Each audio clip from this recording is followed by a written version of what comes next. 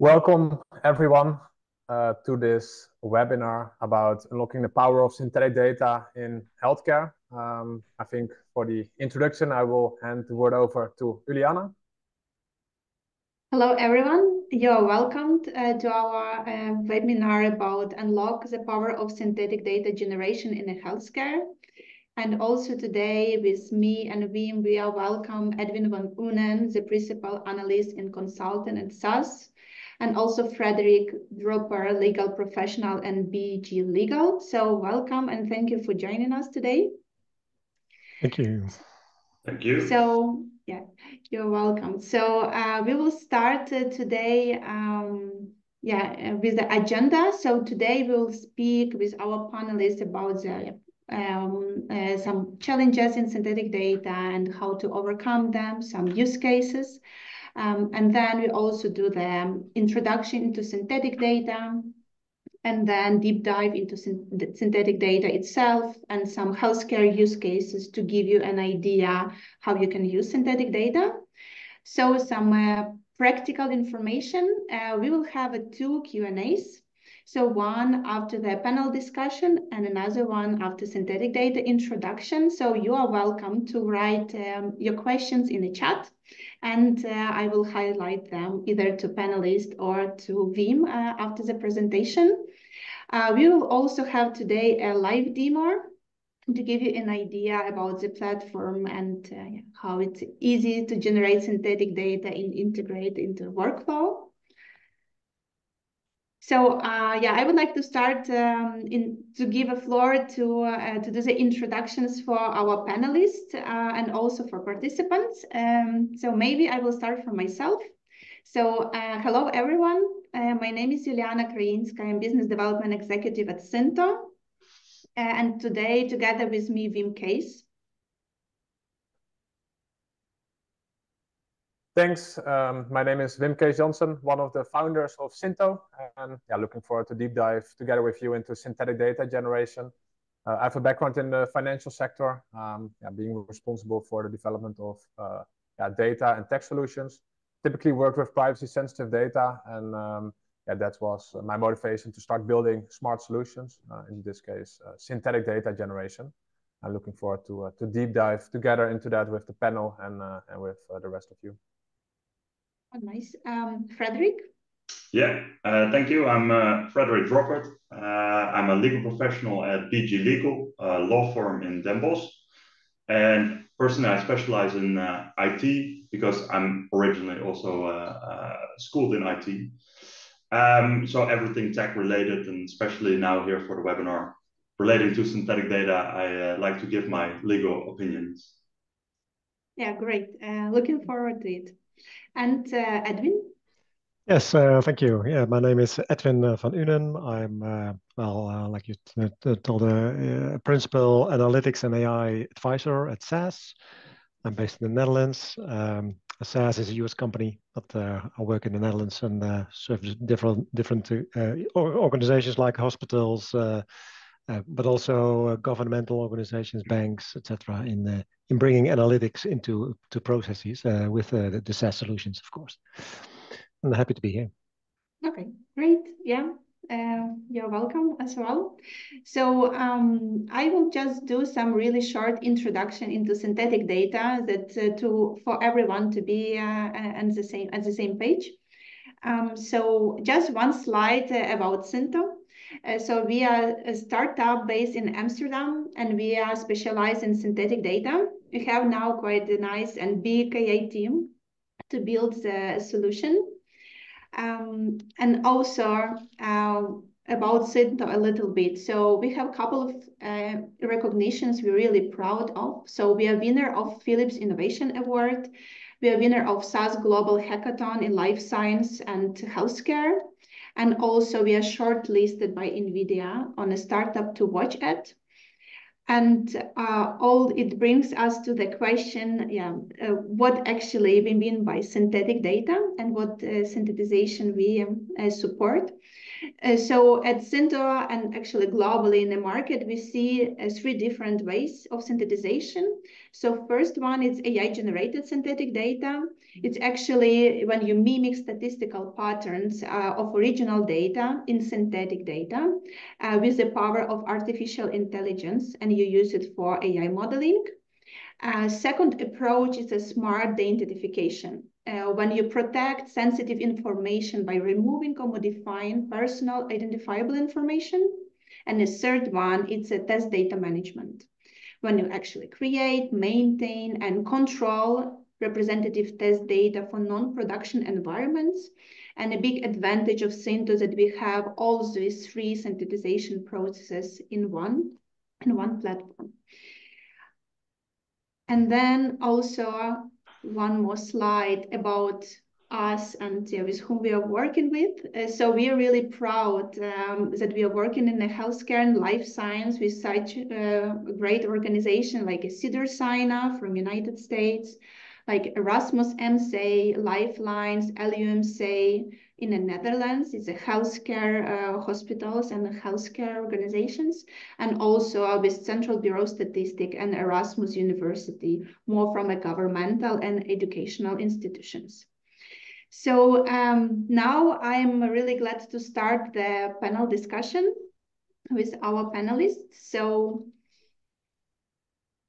I will just start with the questions. So I think the first one I would like to ask, Wim, it's to you. So the really interesting and straightforward question. So why we are all here today? So what do you see as the main data challenge we are trying to overcome? Yeah, I think especially in healthcare, we have many challenges.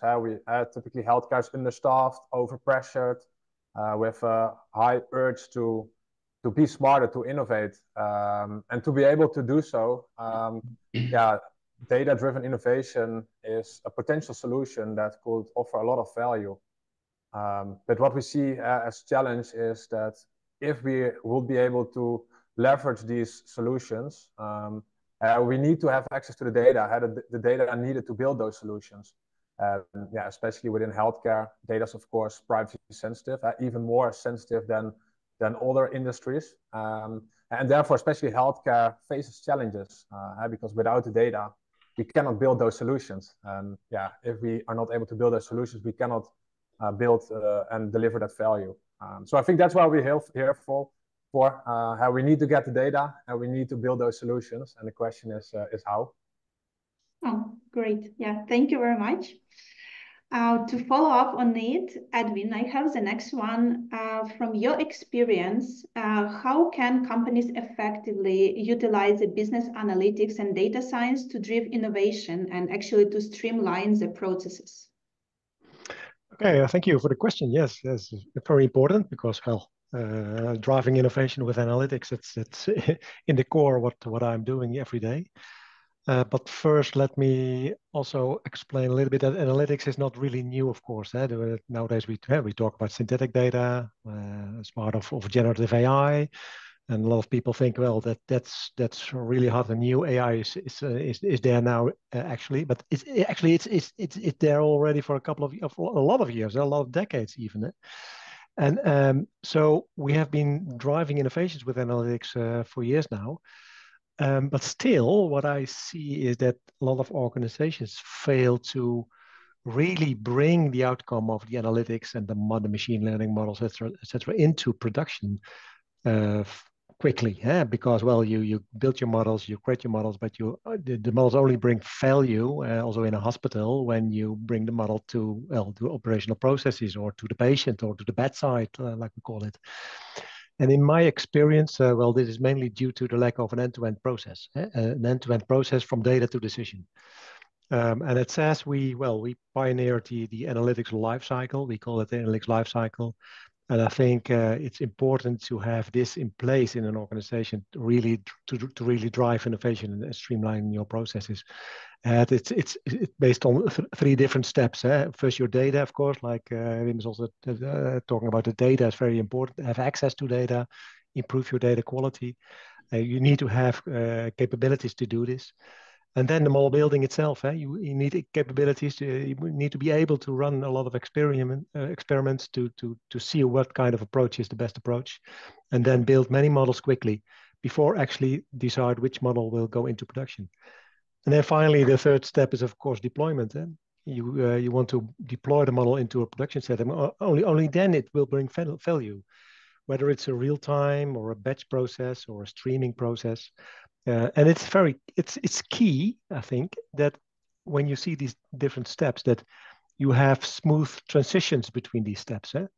And it's more or less an infinite loop. You go from data to modeling to deployment, and back to modeling, and back to data when you monitor something in operational processes. And then another thing that's very key is that also in these steps you have a governance process, a proper governance in each phase of the process, not only governance on data, but also governance on the models itself, and also the models, the monitoring of the models that go into production. And that also counts for healthcare. Nowadays, well, it can really bring value for healthcare organizations. But only why do I see so many models fail to go into go to the bedside? It's because of the lack of this complete analytics lifecycle implemented in organizations. And I think the synthetic data generation and generative AI can really help in this, can support in this, can play an important role. Yeah, thank you. It's sounds quite complicated to innovate with the healthcare data and to bring it into the patient side. Thank you very much. Frederick, I think in this bunch of questions, I have the most legal one to you. So from your legal perspective, can you share a little bit what is complexity actually surrounding about the data exchange and data sharing, because it's the main obstacle for innovations? Yeah, definitely. Absolutely agree with your assertion that there's a huge problem there, so to speak, legally speaking, at least, because there are a lot of legal complexities surrounding, well, let's say data access and data sharing, and they include first and foremost, probably when it comes to everyone's mind, data privacy laws. They are they're good that they're there, but they create problems, so to speak. When you want to alleviate that, well, there's a lot of solutions, but not all of them are quite as easy to adhere to or to manage or to get control of even.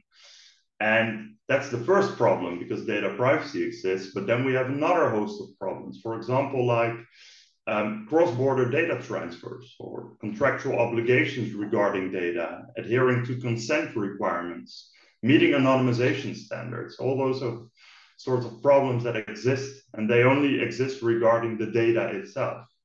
Nevertheless, how you implement the final solution, as Edwin also mentioned. So those are just the first legal problems. And then also a legal problem that exists is perhaps often not looked at directly. Contractual obligations with other parties that supply data to you. Now, here in the Netherlands, at least, there's this very complex thing of being the owner of data, which, legally speaking, not an option, but at least we can assert control over data. And that's another thing. Nowadays, you see more and more happening that companies say, well, you get the data to achieve goal X, but the second you want to start doing other things with that data, I'm not as abiding anymore, and I want you to first ask, regardless of if it's personal data or not. So yes, a lot of problems, and a lot of problems that aren't alleviated directly in a legal sense. Yeah, so in this case, I think we are quite happy that such a new concept arranged, like a synthetic data and some new approaches to this data synthesization. It really differs from this old way anonymization techniques. I think you bring really about also the question about the data ownership. I think it's really important. So Wim will touch upon this later. Also, how we organize the process of a platform, how we make sure data is secure and stored, and no one sees the data from besides the customer itself. So it brings us to the next question, actually, to Wim. Wim, can you then explain a little bit how actually synthetic data helps to overcome all these challenges we discussed so far? Yeah, I think what we typically hear is the combination of symptoms that we heard from Edwin and Frederick. So ambition number one is bring value to production, meaning bring value to patients, customers, stakeholders that ultimately will benefit from the value that organizations could deliver with data. And of course, the privacy elements related to that. How can we handle that? Organizations understand and know the solution, the challenges, but they're looking for solutions, and that's typically why organizations approach us, and also why we decided to build a toolbox to have synthetic data generation methods, all methods in one platform, so that you're not necessarily pushing for one solution, but really have a toolbox with all solutions in place, and that you really can explore use case specific, what is the best approach to work with that data. Is that AI generated synthetic data? Is that de-identification? Is that mock data? That's in the end the discussion that we want to have with customers. And I think that also points down to in the chain from getting from data to value. It really boils down to picking the typical use cases where synthetic data could add value. Yeah, great. Thank you very much.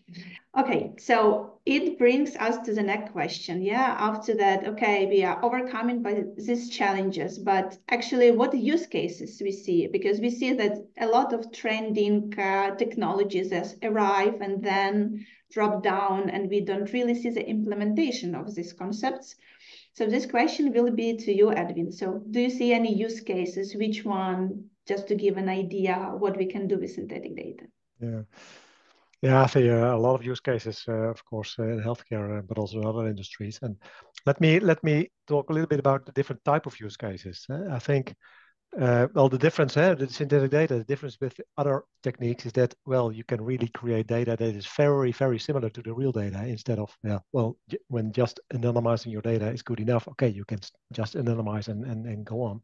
But now we have data that's really as if it is real. And I see three main applications, use cases. The first is, I think, you can create data when in situation where you don't have data, so when the data doesn't exist at all. So you can, for example, create a test data or data for demos. I do a lot of demoing in my daily job, and then I need some data to build a demo. So this is one nice use case. The second one is, okay, we have data, but we want some additional data, additional records in my data set. So for example, fraud. I think fraud is a very important one for synthetic data. You can create synthetic cases to find these cases in your data set, to build models and to find these fraud cases. Because often you only have a number of fraud cases in your data, and then of course you can do some oversampling, but really creating new data records as if it is real fraud is really a nice use case. And also in this case, for testing, you can create specific cases, special cases for testing applications with synthetic data. And the third one is, I think that's the main one, is synthesizing a complete data set or a complete database, like Synto is also doing. Create a new data set, really new data, based on the original data, but it's really new data, as if you have a new sample of the total population of all your patients. But preserving the characteristics of these patients in such a way that you really can also build the models on this synthetic data set instead of just using the original data. And in this way, it can really speed up that model building process. And a great use case for this in this third way of working is that you now can also combine these data sets together. So for example, 3 or 4 hospitals can bring their data together to a central location where you can build models on these data. But because the original data, and Frederick, you can talk about that also, of course, from a legal perspective, they're not allowed to share their data together. But now as a synthetic data set, first synthesize the data and then bring it together and build your models on that huge data set with all the data of all the patients in globally even. And that's a great use case, I think. Yes, thank you for sharing. Yeah, I do believe that especially AI-generated synthetic data, it's really new concept, which really overcomes the anonymization, because you are not really destroying your data. You just create the digital twin of your original one, and you can really nicely create the models, even not to share it with everyone. So, okay, we created synthetic data, but now we have a question. What is the primary legal considerations and compliances regarding the regulations? Because all of our clients in the first meeting, they ask, okay, we will do this, but can we use it? It's legal, it's private. So how you make sure it is? That is an interesting question. As Edwin also mentioned, the fact that, well, in the first two situations, you know, when you, for example, make something from, well, I'm not going to say nothing because a lot goes before this synthetic data exists. Legally speaking, maybe not the most interesting case. Once you have data that you want to de-identify, so to speak, then all of a sudden we're already in the domain of GDPR compliance again. So we have to consider that at the very least. Now, luckily in the Netherlands, at least, the authority has already said that in many cases, going from a data set that contains personal data to synthetic data usually constitutes a legal process that you can manage, that you can get into, so to speak. And also very interesting, you know, the fact that once you have synthetic data, because of the fact that it's no longer personal data, it no longer is data that was first and foremost in control of another company or ownership that we sometimes put on that. All of a sudden you can do, well, I want to say virtually anything. I'm not going to say that that's the actual thing you should do, but it's something you can do. You can pursue, for example, cooperation with other companies in order to see, well, I have this data set, you have this data set. If we combine, maybe we can find more interesting characteristics of our patients, so to speak. Well, that is interesting. I think there's a lot of value in there. That, however, also hinges on what I mentioned of that GDPR compliance problem. So going from personal data to synthetic data, you do have to comply, obviously. And in Europe, we have options. In the United States, there's definitely options, but you also have to consider local laws, obviously, or state laws, I should say, because they can differ greatly. A lot of interesting points, at least, that give you the option to go to synthetic data. Yeah. I think it's also, we'll speak a little bit about that. It's a great that they don't really deviate synthetic data as a different type of anonymization or the identification. So in this case, we don't have any new laws coming up regarding to this. So if you already compliant with HIPAA and GDPR and you follow the rules, you can use synthetic data right away. So not an obstacle for now. Yeah. We'll see, you know, you never know what will change. At least nothing in the pipeline that I'm aware of. But okay. I do think that there's an interesting case to be made regarding the Artificial Intelligence Act that's coming up in the European Union right now. But that more focuses on the issues that Synto will be facing regarding how they go from A to B as opposed to a company using synthetic data. Yeah. Yeah, I think Wim also will answer this question. We have some workarounds, you know, as every company, guiding our clients to do it secure, nice, and not to have any issues through the process. Very good. Yeah, super. So I think I have the three last questions for today. Thank you for your comment, Frederick. So Wim, can you share maybe a little bit about some specific challenges when you actually introducing synthetic data into organization workflow? So how they will how they will organize this process? It will be something new, or it's easy to build in an existing pipeline? Yeah, so I think one of the typical questions that we always received, as specifically with AI-generated synthetic data, where we focus on today, is how accurate is the synthetic data in comparison to the real data? And we will deep dive into that later today. The other topic is what was addressed by Frederick, how you get from real data to synthetic data. Explainable AI is something that gets more and more important. How you have to explain how that works, and we make sure that we have that covered as well. But yeah, what we typically see is organizations try to generate synthetic data by themselves, and they typically face challenges related to data complexities. So time series data is typically complex to generate. They typically relate to challenges around scaling it within the organization. So typically generating a synthetic data set on a small scale is easy, but yeah, you need to do that on a larger scale to also bring synthetic data to production.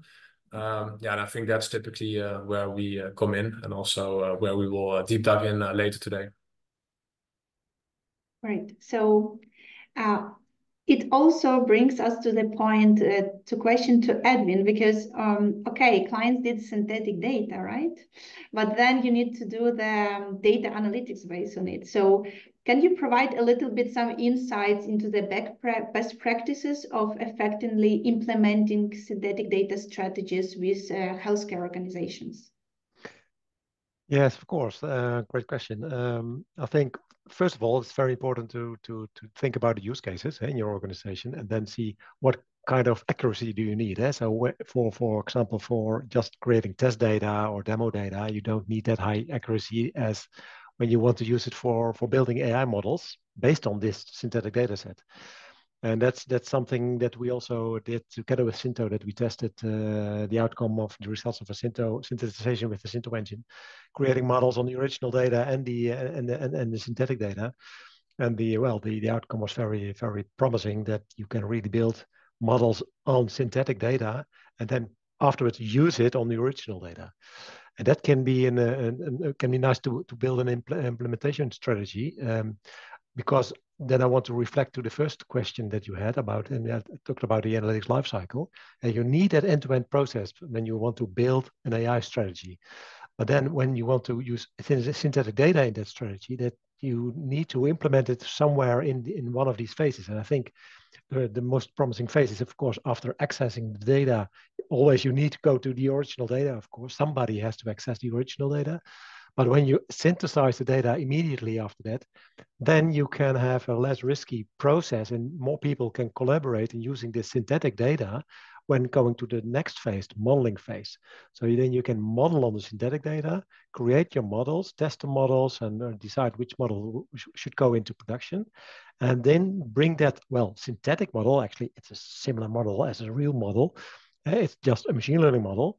And bring that machine learning model in the third phase, the deployment phase, where you inference new real data that's coming in, while the model has been trained on the synthetic data. And we proved that the outcome and the results are very similar to in this case. So you don't need to retrain on the original data anymore.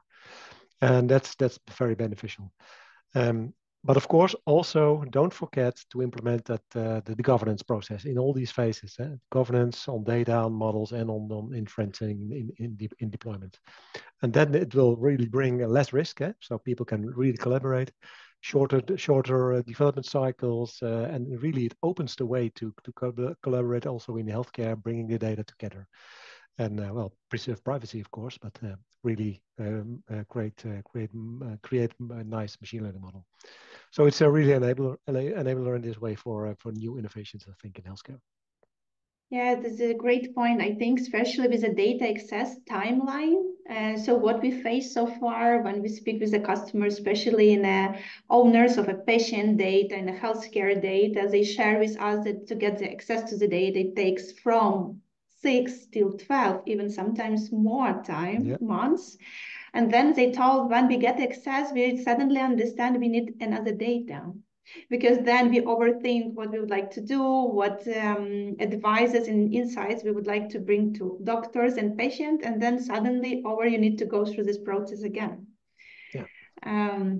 So yeah, I think it's a different approach than while you maybe even get the access to the full data, you already can innovate with synthetic data and already have a model in 9 months, you know, not just get access to the data. Great point. Thank you very much. And I think to sum up all these questions and discussion we had today, I would like to ask Frederick, okay, what is your legal advice? You know, when we know how to synthesize the data, we know how to build into the workflow, and then we can use it for analytics. But what advice you would really give to the organizations and managers now listening this webinar about the implementing synthetic data solution in a healthcare from a legal standpoint? Yeah, thank you. Well, first and foremost, it's probably best to first think before you act. That means thinking about why do I want to use synthetic data and how can it help solve a problem that I might have. Now, those are questions that you should be asking Wim Kees and not me. Nevertheless, once you start doing this and once you start thinking about using synthetic data, it also really hinges on what we talked about before. Like, are you going to use data that you currently possess, or are you looking at other uses of synthetic data? And that data that you possess, whose data is it in the first place? So you need to conduct, and I'm very happy also with Edwin's advice of using a lot of governance strategies in between the entire lifecycle process and starting again and again. I mean, you need to conduct risk assessments, and you need to start doing that even before you start using it, probably from the second you start thinking about it. And based on that risk assessment, you will eventually also get to ensure regulatory compliance, depending on your context, depending on whom you're working with, and what you eventually want to achieve.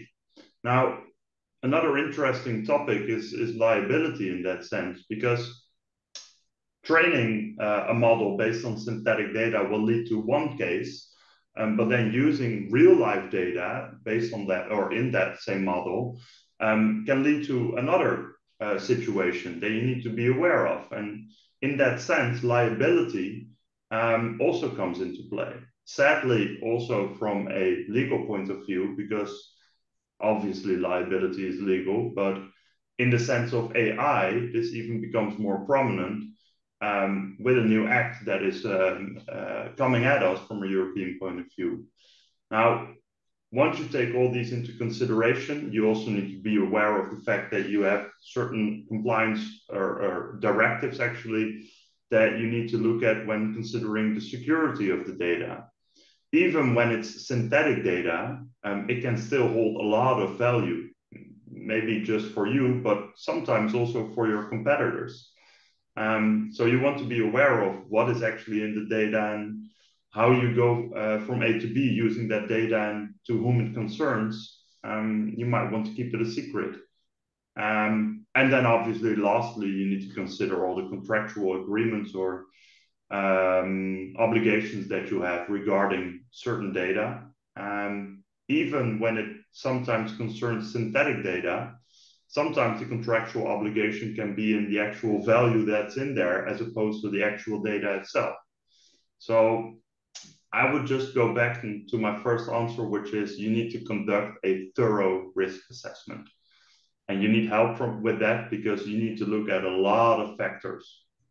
So it always helps to get outside counsel in the sense of bringing in information and different viewpoints. And they don't necessarily need to be legal viewpoints. You also need security and more of cybersecurity, I should say. And also people like Wim Kees themselves who can actually tell you about what the AI is doing. Yeah, it's true. What I'm doing, what AI is doing, and how we can really make sure it's doing the right thing we are looking for. Yeah. So thank you very much. Thank you, Edwin. Thank you, Wim. Thank you, Frederick, for this great discussion. We had it a little bit longer than we planned, but I do believe because it's really enjoyable, you know, to see this feedback from different areas about synthetic data. So thank you very much for coming. Thank you for sharing your ideas and your experience.